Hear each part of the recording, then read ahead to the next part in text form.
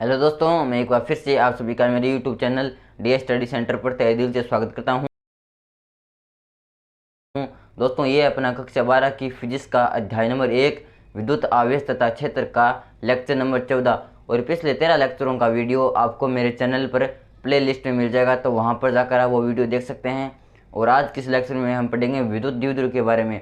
तो आइए स्टार्ट करते हैं अपना टॉपिक विद्युत द्विध्रुव। तो दोस्तों, विद्युत द्विध्रुव होता है कि जब समान परिमाण के दो विपरीत प्रकृति के आवेश एक दूसरे से अल्प दूरी पर रखे जाए तो इस पूरी व्यवस्था को विद्युत द्विध्रुव कहते हैं। अर्थात दो आवेश होने चाहिए जिनका परिमाण समान होना चाहिए तथा विपरीत प्रकृति के होने चाहिए। अर्थात एक आवेश है, परिभाषा मान लेते हैं जिस पर आवेश है +5 कूलम आवेश, तो दूसरा आवेश विपरीत प्रकृति का होना चाहिए, अर्थात वह माइनस का होना चाहिए, लेकिन उस पर आवेश इसके समान होना चाहिए, अर्थात उस पर भी -5 कूलम आवेश होना चाहिए। तो तथा उन दोनों के बीच की दूरी अल्प होनी चाहिए। तो इस पूरी व्यवस्था को ही विद्युत द्विध्रुव कहते हैं। तो लिखेंगे कि जब समान परिमाण के तथा विपरीत प्रकृति के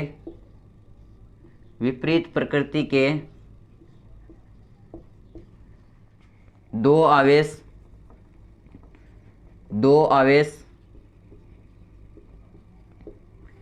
एक दूसरे से अल्प दूरी पर रखे जाएं तो इस पूरी व्यवस्था को विद्युत द्विध्रुव कहते हैं।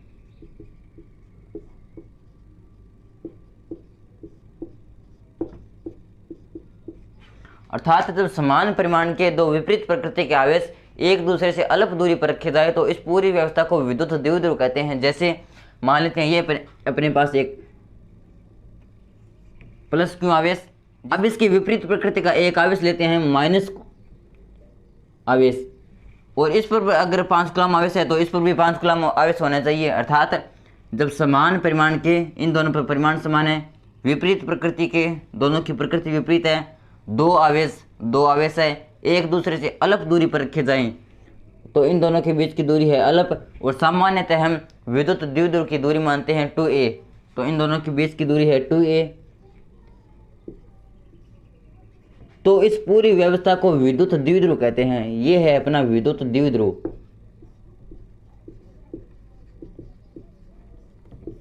एक बार दोबारा बता देता हूं कि समान परिमाण के इन दोनों का परिमाण समान है, विपरीत प्रकृति के दोनों की प्रकृति विपरीत है, ये प्लस है वो माइनस है। समान परिमाण के विपरीत प्रकृति के दो आवेश एक दूसरे से अल्प दूरी है रखे जाए तो इस पूरी व्यवस्था को विद्युत द्विध्रुव कहते हैं। ये था हमारा विद्युत द्विध्रुव। अब हम बात करेंगे विद्युत द्विध्रुव आघूर्ण की। अब आता हमारा टॉपिक विद्युत द्विध्रुव आघूर्ण। विद्युत द्विध्रुव आघूर्ण, और इसे दर्शाते हैं P से। अब विद्युत द्विध्रुव आघूर्ण क्या होता है कि विद्युत द्विध्रुव के दोनों आवेशों के बीच की दूरी तथा किसी एक आवेश के परिमाण के गुणनफल को ही विद्युत द्विध्रुव आघूर्ण कहते हैं। तो लिखेंगे कि विद्युत द्विध्रुव के दोनों आवेशों के बीच की दूरी तथा किसी एक आवेश के परिमाण के गुणनफल को विद्युत द्विध्रुव आघूर्ण कहते हैं।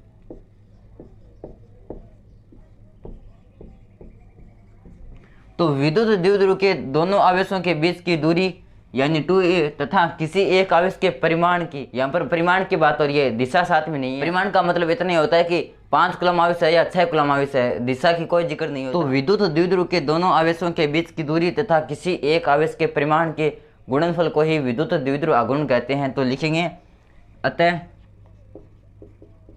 विद्युत द्विध्रुव आघूर्ण का सूत्र हो जाएगा कि अतः विद्युत द्विध्रुव आघूर्ण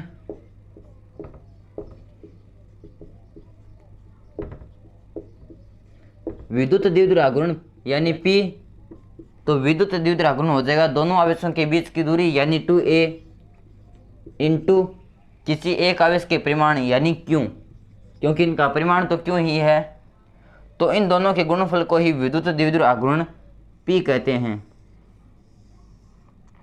और जब इसका सदिश में लिखना चाहें तो सदिश में ये हो जाएगा P सदिश बराबर 2a सदिश इंटू Q।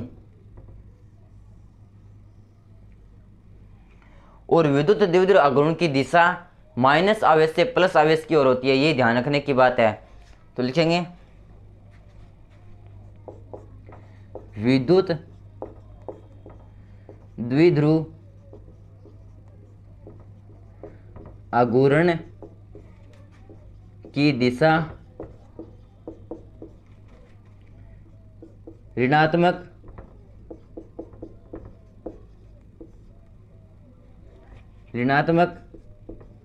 आवेश से, तो विद्युत द्विध्रुव आघूर्ण की दिशा माइनस आवेश से प्लस आवेश की ओर होती है तथा विद्युत द्विध्रुव आघूर्ण का मात्रक यहां पर लिखेंगे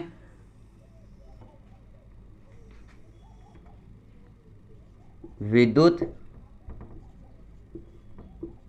द्विध्रुव आघूर्ण का मात्रक,